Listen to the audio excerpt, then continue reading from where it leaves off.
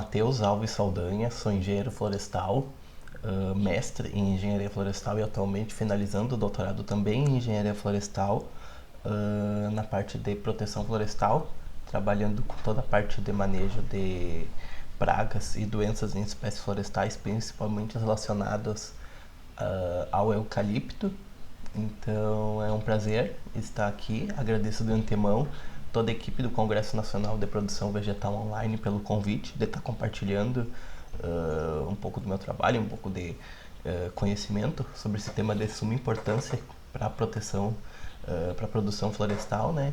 E a minha palestra é intitulada como Proteção Florestal, Desafios e Oportunidades no Manejo de Pragas e Doenças. Então, inicialmente eu trago uma reflexão inicial sobre a importância do setor florestal, né? Qual a importância que o setor florestal tem para o mercado, tanto econômico quanto para as questões ambientais aqui no nosso país, certo? Então a gente tem que o setor florestal brasileiro, ele participa ativamente da economia, por quê? Porque ele gera produtos tanto para o consumo direto quanto para exportação, né? Os produtos à base de lenha, celulose, papel, painéis, aglomerados, o Brasil é líder em produção desses produtos, né? Então, esses produtos eles são consumidos tanto em território nacional quanto são produtos de exportação, né? E esse mercado, ele favorece a geração de empregos, né? Então, acaba favorecendo muito também a economia do cenário brasileiro. E com relação à questão do meio ambiente, né, a conservação e a preservação desses recursos naturais. Como é que a gente vai estar manejando as nossas florestas, né, para que a gente consiga ter um produto ecologicamente sustentável, né, que seja econômico, que seja viável economicamente, mas também que preserve, né, as questões ambientais. É de suma importância a gente trabalhar com esse contraponto de economia e meio ambiente, né, visando um equilíbrio para que a gente consiga ter uma importância econômica desse mercado, mas também que conserve o ambiente, né? Que a gente consiga estar manejando nossas florestas de maneira adequada, né? Para que a gente consiga estar garantindo a sustentabilidade ambiental, perfeito? Então aqui eu trago o conceito propriamente dito do que é proteção florestal, né? Da importância da proteção florestal. Porque um dado do IBA do ano de 2024, né, da Indústria Brasileira de Árvores, a gente tem que a área total de florestas plantadas no Brasil atingiu 9,9 milhões de hectares, né? Representando um aumento de 2,2% em relação a 2023, né? E esse aumento ele é gradativo, então a gente tem um aumento crescente. Ano a ano a gente vai tendo um aumento, né, das nossas áreas de florestas plantadas no Brasil, né?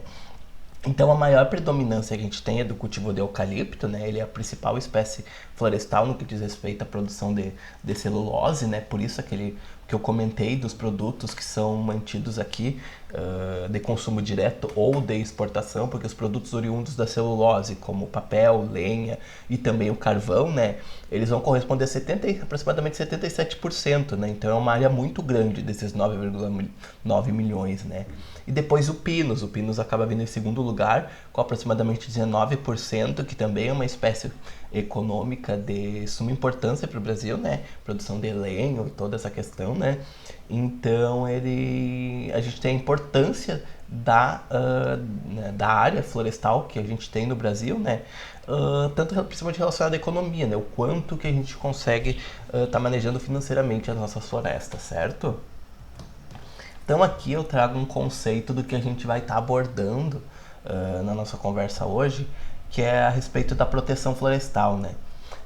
Eu trago aqui um conceito de que a proteção florestal ela pode ser entendida como conjunto de ações, práticas e estratégias voltadas à prevenção, monitoramento e controle de agentes bióticos e abióticos que causam danos a florestas.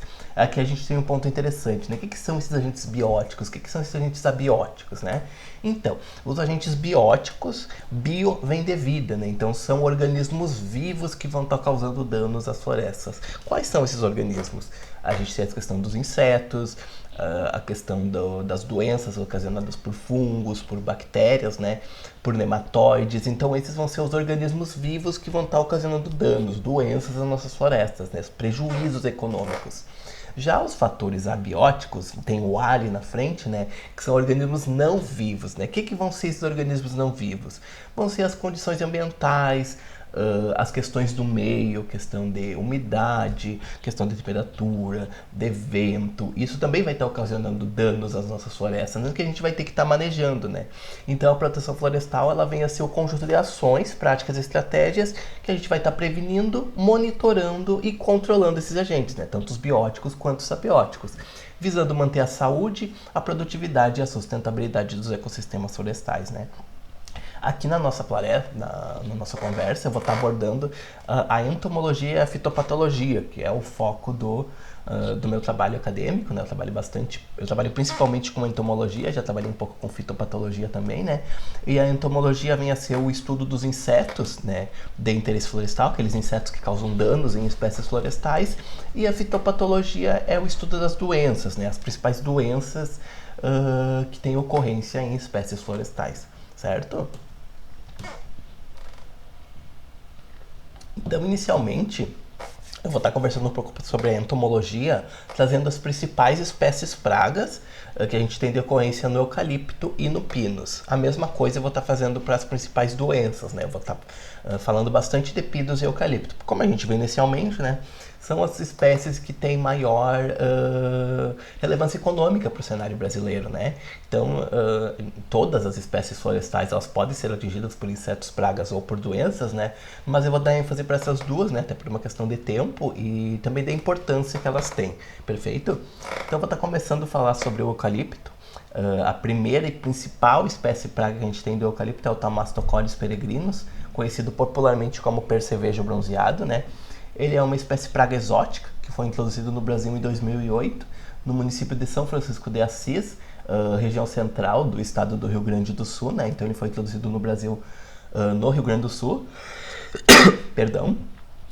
Os danos eles causam bronzeamentos da folha, e o nome popular desse inseto, né? Percevejo bronzeado devido ao dano que ele ocasiona, certo? Então ele é um inseto sugador, que ele vai estar sugando a seiva das folhas de eucalipto, né? E essa sucção da seiva vai estar ocasionando o bronzeamento da folha, né? Vai estar tendo uma diminuição da clorofila.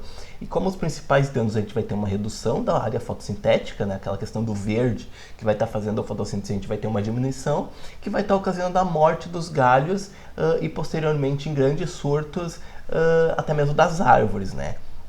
E um dado que eu trago de perda potencial, que a gente pode ter em surtos elevados, redução de 14% do volume das árvores, que vai corresponder a aproximadamente R$ 1.400 por hectare.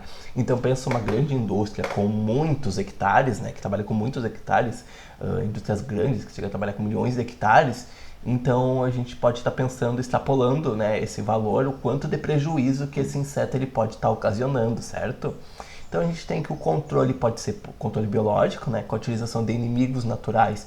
Também já tem alguns estudos de fungos entomopatogênicos, né? Fungos entomopatogênicos é um conceito interessante que eu vou estar trazendo algumas vezes aqui. Então, fungos entomopatogênicos, entomos são insetos, né? Patogênicos são doenças, vão ser fungos que vão ser patogênicos a causadores de doenças, né? Tanto a insetos quanto a doenças depois, né, propriamente ditos fungos e bactérias. Esses fungos eles vão estar ocasionando danos, vão estar ocasionando mortalidade a esses agentes bióticos de doenças, né? A gente tem alguns exemplos, fungos do gênero Bovéria, Metarrhizo, Cordyceps, anteriormente conhecido como Isaria formosorosea, né? São fungos entomopatogênicos que a gente já tem estudos tanto para espécies de insetos praga quanto de fungos e bactérias, né? Então a gente já tem alguns estudos sobre, né? A gente vai estar conversando também, durante a palestra eu vou estar falando um pouquinho sobre eles, né? E também a questão do controle químico, né?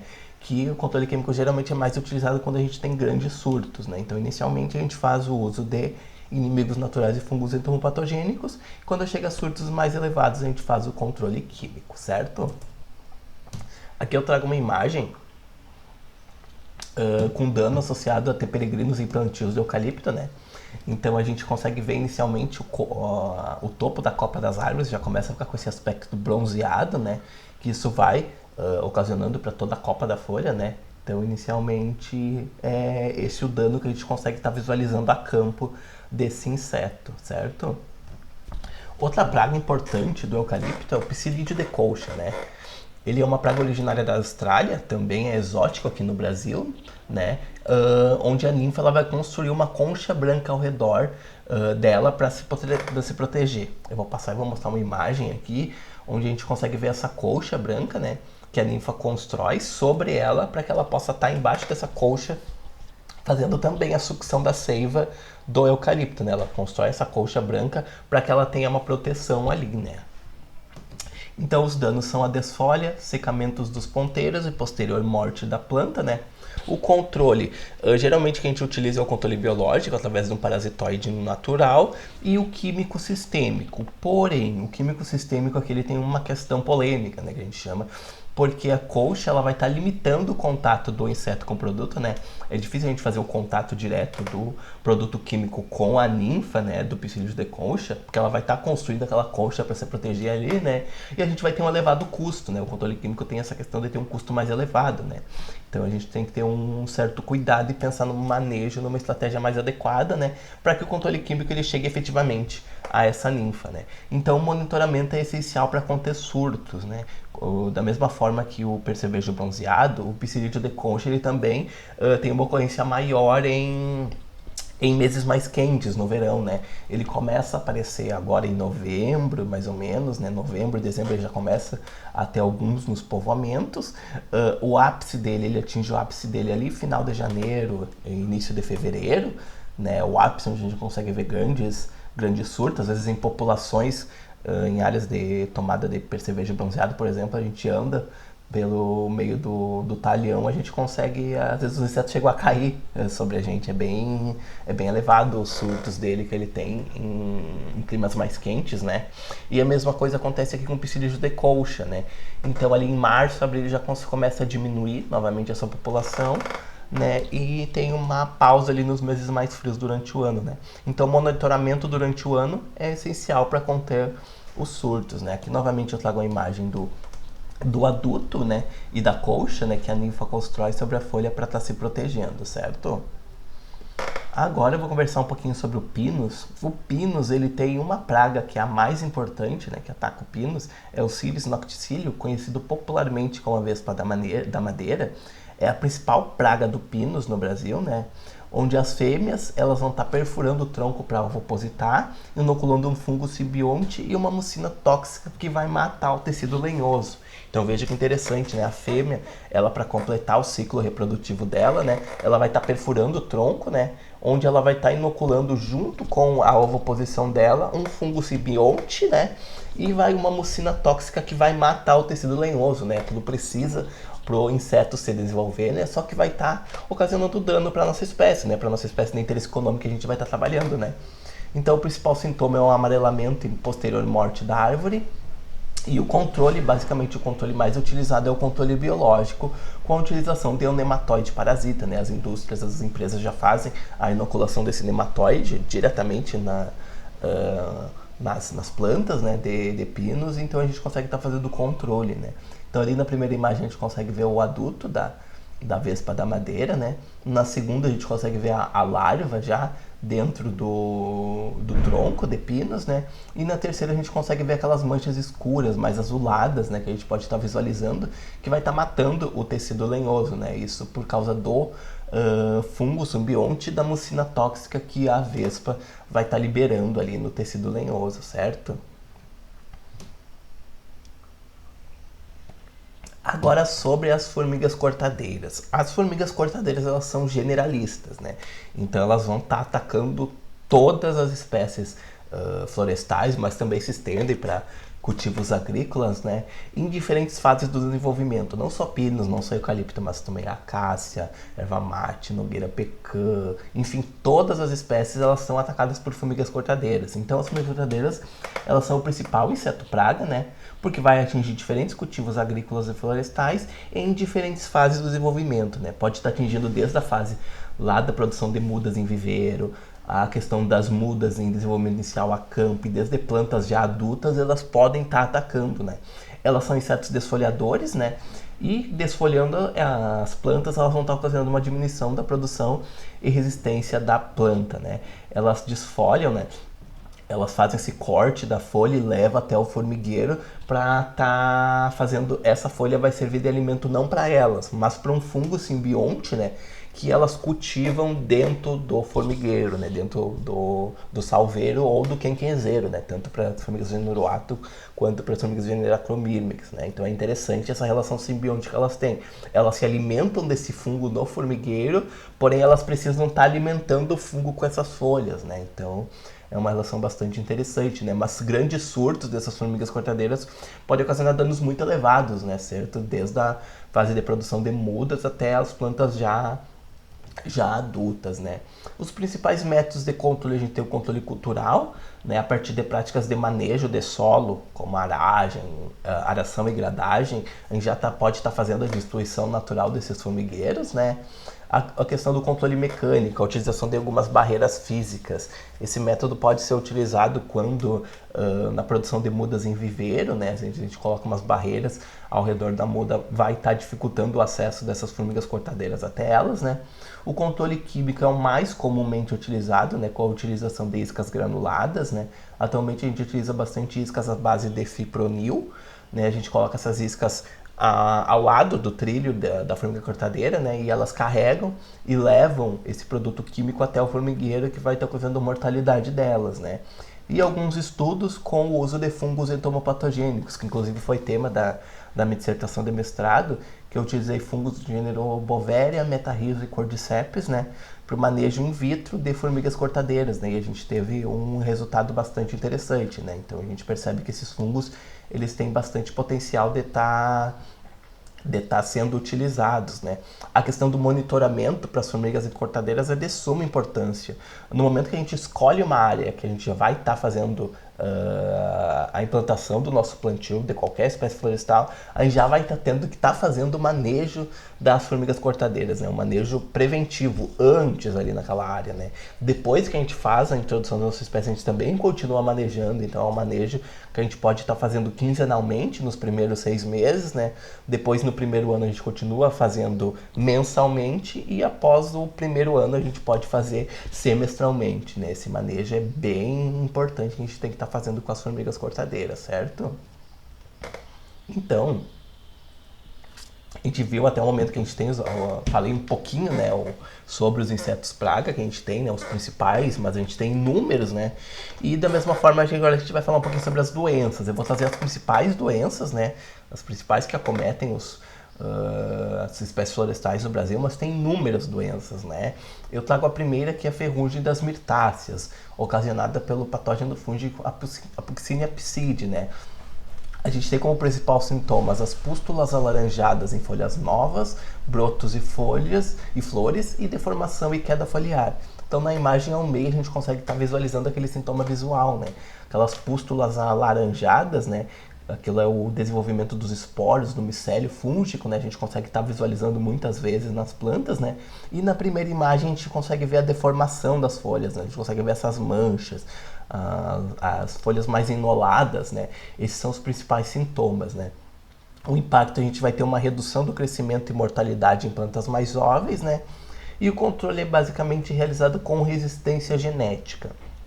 Que nas doenças a gente vai falar muito sobre a questão do melhoramento genético. Quanto o melhoramento genético é importante para o manejo de doenças, né? Então a gente tem já inúmeros programas de melhoramento de pinos e eucaliptos que já vão estar manejando, né, para o melhoramento não só das características das espécies, o melhoramento das espécies para uma produção mais elevada, mas também um melhoramento para evitar o ataque de grandes surtos de doenças, né? Então o melhoramento genético é bastante interessante.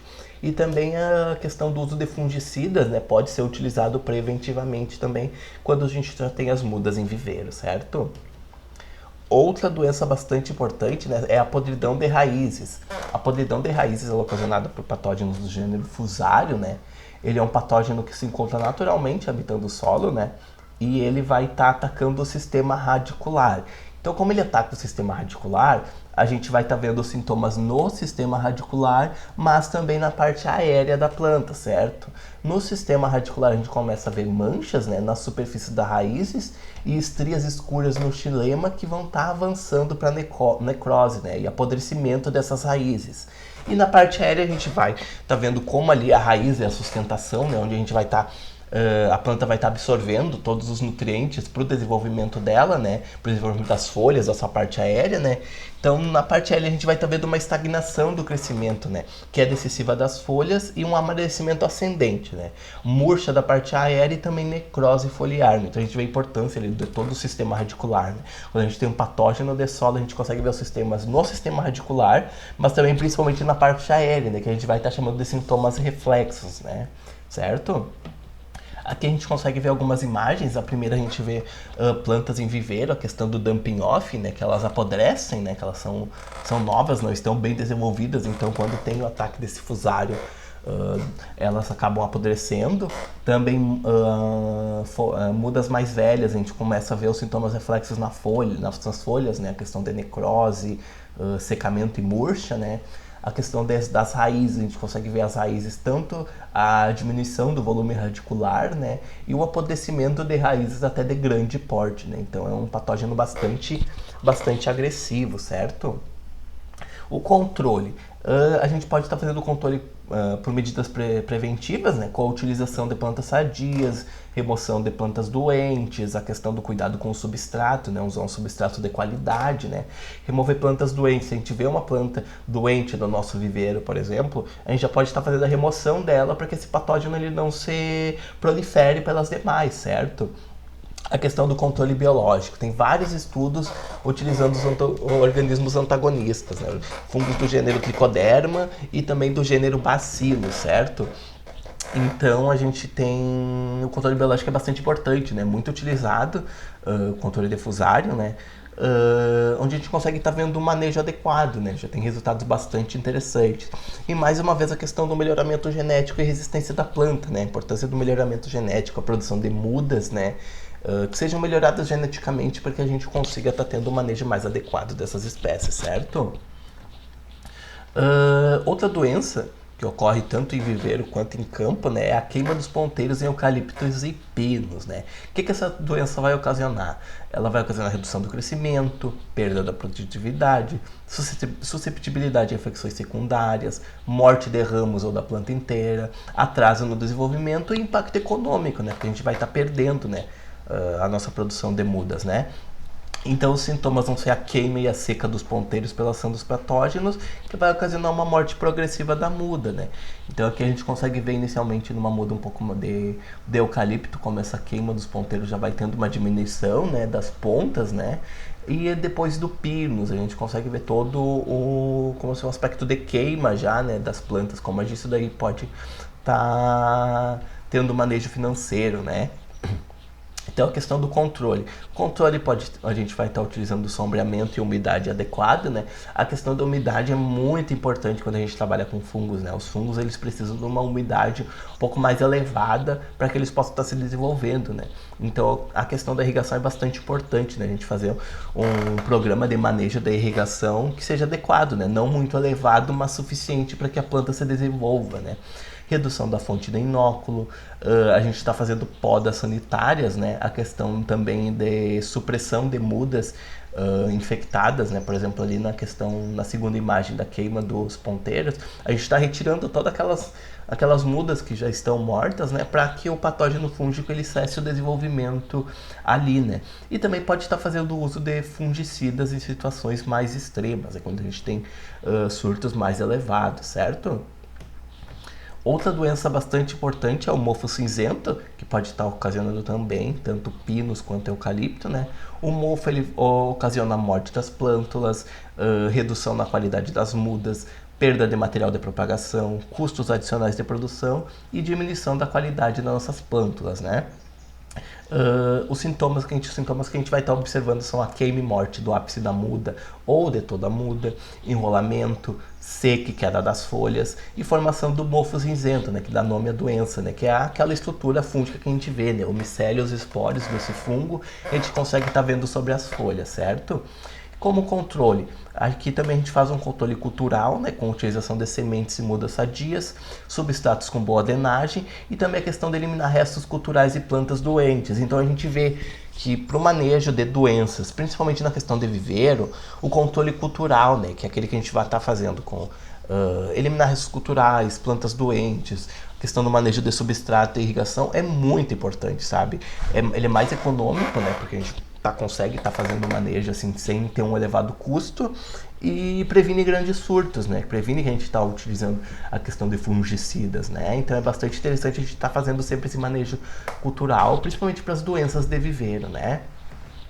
Aqui algumas imagens.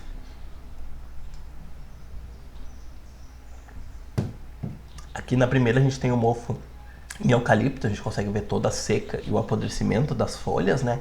E aqui a gente com o início do mofo cinzento e pinos, onde ali mais ao centro a gente consegue estar vendo a questão dos esporos, né? Que é um característico, parece um mofo ali, né? Que está começando a se alastrar pela planta, certo? A questão de outras doenças, né, a gente tem as manchas foliares. As manchas foliares elas são inúmeras. Inúmeros patógenos fúngicos eles ocasionam as manchas foliares. E as manchas foliares elas vão estar ocasionando redução do crescimento e desenvolvimento, redução da qualidade das mudas, perda de biomassa, né, porque a questão das manchas elas vão estar diminuindo as folhas, né, fazendo com que a gente diminua a área fotossintética, e também um risco muito grande de propagação, né. Então, como sintoma, a gente tem que as manchas elas podem apresentar várias formas, cores e tamanhos, né? Então, mas predominantemente as cores que a gente tem é marrom, que também pode ser amarelado e cinza, né? O tamanho ela pode ser de poucos milímetros até vários centímetros, vai depender muito do porte da planta, né? Então é interessante essa observação dessa riqueza, né? Que a gente pode chamar assim, dessa diversidade das manchas foliares que a gente está tendo, certo? E como medida de controle, a gente tem o emprego de variedades resistentes, aplicação de fungicidas, rotação de culturas, eliminação de restos culturais, utilização de sementes livres de patógenos e eliminação de plantas daninhas hospedeiras, certo? Então aqui eu trago alguns exemplos, né? A questão do cancro cítrico, a gente consegue ver aquelas pústulas ali, né? É que é ocasionado por uma bactéria que vai estar ocasionando essas manchas em espécies de citros.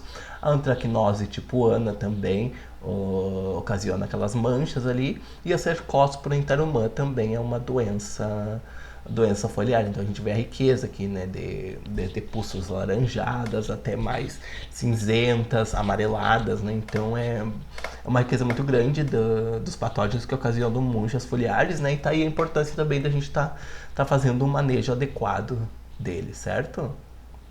Aqui a crosta marrom do IP, né, causada pelo patógeno fúngico Aphiosphaera guaranítica, também é uma doença que ocorre bastante na primavera. Então as plantas de IP ficam tomadas por essa estrutura fúngica, né? Então é bastante comum.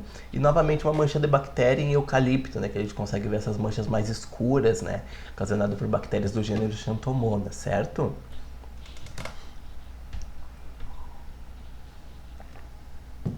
Então até aqui eu trouxe um bem superficial, né? Como eu disse, tem muitas espécies pragas e tem muitas doenças que elas vão estar ocasionando danos, né? Em espécies florestais, mas eu trouxe os principais para a gente ter uma noção, né? E agora eu vou falar um pouquinho das principais perspectivas de manejo de controle, né? Com base nisso que eu trouxe, né? A questão, quais as perspectivas de controle, o que a gente tem de gargalo de estudo, né? O que a gente pode estar fazendo, né? O que está sendo feito para o manejo de controle, né? Desses insetos pragas e dessas doenças, né? A questão que eu trago aqui do fortalecimento do manejo integrado de pragas e doenças, né? Fazer uma integração de estratégias químicas, biológicas, culturais e genéticas em um único programa.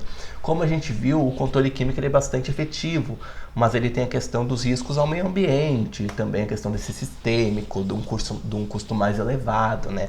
O controle biológico, ele tem estudos iniciais já sendo utilizados com ele, né? Principalmente estudos laboratoriais, né? Então, fazer a aplicação desses controle biológico a campo. A gente vê o controle cultural e o controle genético, quanto eles são importantes para o manejo de doenças, né? Fazer toda a questão do manejo das podas, da eliminação das culturais, a questão da irrigação, perdão, do substrato e também do melhoramento genético para o manejo de doenças, né? O que está sendo nos programas de melhoramento feito? Programas de melhoramento de pinos e eucalipto, a gente já tem alguns exemplos, né? Que estão sendo feitos para doenças, então integrar, né? Fortalecer o que tem de bom em cada um desses controles num único programa, né? fazer um monitoramento contínuo das populações de insetos e patógenos, com base em indicadores econômicos e ecológicos, né? A gente viu a questão da umidade, que é muito importante para a questão de doenças, né? Então, períodos mais úmidos do ano, a gente está fazendo um monitoramento maior desses patógenos. E para os insetos, a questão do verão, o período mais quente do ano, né? A gente está fazendo um monitoramento durante todo o ano, né? Para que quando chegar num surto do inseto, a gente está fazendo um manejo mais adequado, né? Com base nesses indicadores ecológicos, né? E dar uma ênfase em prevenção e manejo antecipado, não em controle curativo, né? Fazer sempre o manejo, né? Tá sempre observando e para ter tomada de decisões corretas, né? Para que a gente não esteja sempre que tá fazendo controle curativo, né? Fazer sempre o controle quando já aquela área já está em surto, né? Então, uma perspectiva que a gente traga como reflexão é tornar o manejo integrado de pragas e doenças uma ferramenta operacional padrão das empresas florestais e programas de restauração, com uso de tecnologia e dados em tempo real. A questão do melhoramento genético e biotecnologia, bastante importante, né, para o manejo de doenças. Eu trago novamente aqui, né, o desenvolvimento de clone e resistência a doenças, como a ferrugem, a podridão, as manchas foliares e também a insetos desfolhadores. O melhoramento genético pode ser bastante interessante para insetos desfolhadores, como é o caso das formigas cortadeiras, né. A questão da utilização de marcadores moleculares e genômicas funcional para identificar genes de resistência e pesquisa em edição gênica para aumentar a tolerância a múltiplos estresses bióticos e abióticos, né?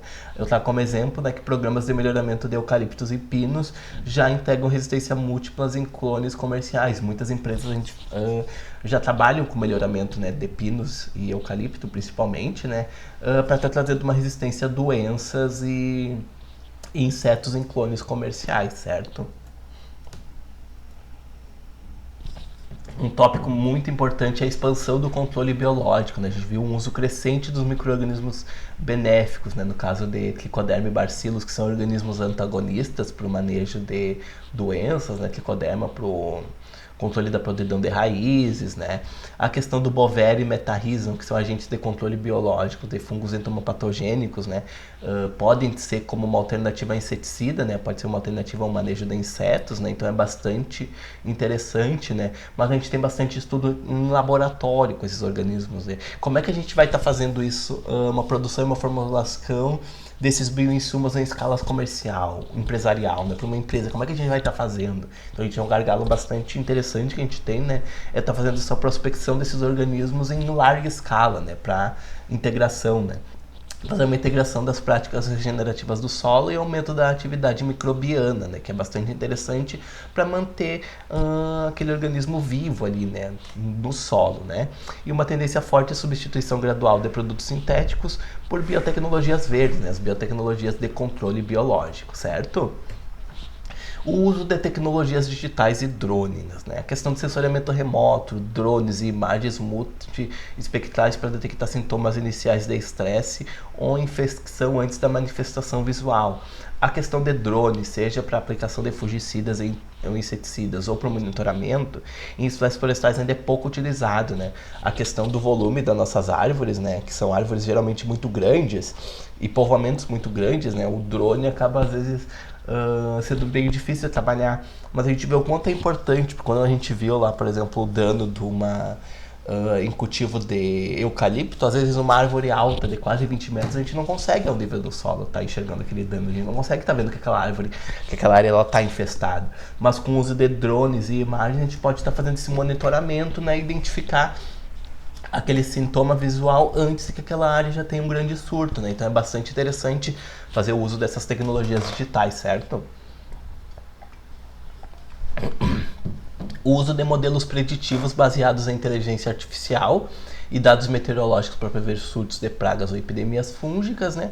E aplicação localizada de defensivos e biocontroladores por drones, reduzindo o custo e impacto ambiental. Essa é uma lacuna bem interessante, né? Diferentemente das culturas agrícolas, que já tem bastante estudos com drones para aplicação de biodefensivos, né? Então, para as espécies florestais é um gargalo também que a gente tem de estudo, né? Então é bastante interessante essa questão do uso de tecnologias digitais e drones, certo? fazer um alinhamento da sustentabilidade e bioeconomia florestal, né? Trazer a adoção de práticas ecológicas e regenerativas que vão estar priorizando o equilíbrio entre controle biológico natural e produtividade, uma valorização dos serviços ecossistêmicos, né? Predadores naturais, micorrizas, reciclagem de nutrientes, e também o uso racional de produtos fitossanitários, né, seguindo a diretriz do manejo florestal sustentável. Né. Vai estar reduzindo a pegada ecológica da silvicultura e alinhar o manejo às metas de neutralidade do carbono. Né. Então é bastante interessante trazer essa questão econômica, né, e sustentabilidade, como a gente viu lá no início. Né. A economia e o meio ambiente são os pilares do setor produtivo florestal. Né. Então trazer um alinhamento entre eles é bastante interessante quando a gente vai estar fazendo o nosso manejo de proteção florestal, certo? A questão do diagnóstico rápido e vigilância fitossanitária, né? O fazer o uso de ferramentas moleculares para diagnóstico em campo, fortalecimento da rede de monitoramento de pragas secundárias, né? Como o fusário e a vespa da madeira, e a cooperação entre universidades, empresas e setor privado, né? É bastante importante, porque a questão da universidade, às vezes, ela está desenvolvendo pesquisas que podem ser aplicadas diretamente para universidades, né? Então é importante a gente ter essa rede de apoio, essa cooperação, né? Para que a gente tenha resultados, né, de pesquisa bem interessante que possam ser mais rapidamente disseminados, né? E uma resposta rápida a surtos e detecção precoce de agentes invasores, né? É de suma importância que a gente tenha esse diagnóstico mais rápido e essa vigilância, certo? Então agora, como considerações finais, né, tudo isso que a gente conversou, né, é interessante a gente fazer uma integração entre biotecnologia, drones e inteligência artificial no manejo de pragas e doenças, né, fazer essa integração, né, entre melhoramento genético, a questão dos drones que não são tão utilizados para espécies florestais, né, tentar trazer pesquisas com isso, né, a questão bem importante da expansão do uso de bioinsumos e controle biológicos, né? Pensar numa prospecção de uma produção desses bioinsumos em escala maior, né? Para comércio maior, né? Não só a questão laboratorial, que laboratorial a gente já viu que a gente já tem efeito, né? Tanto para pragas quanto para doenças, né? Mas a questão de produzir, como produzir esses bioinsumos em larga escala, né? Desenvolvimento de florestas mais resilientes, com base em diversidade genética e equilíbrio ecológico, desafio frente às mudanças climáticas e surgimentos de novas pragas, né? Como a gente viu, é um aumento gradual, ano a ano, né? A gente tem um aumento dessas áreas florestais produtivas, né? E ano a ano a gente também enfrenta as mudanças climáticas, né? Então isso faz com que surjam novas pragas, né? Surjam novos desafios, né? Como é que a gente vai estar manejando essas pragas, essas doenças, né? Então é bastante interessante, é um desafio que a gente tem para o manejo adequado dessas florestas, né, que vão estar aliando tanto a sustentabilidade quanto a economia, né, para que a gente tenha um produto final florestal, né, que a gente consiga estar tendo um retorno econômico e também garantindo a sustentabilidade do meio, certo? Agradeço muito a atenção, fica o meu contato e dúvidas me coloco à disposição. Mais uma vez, muito obrigado.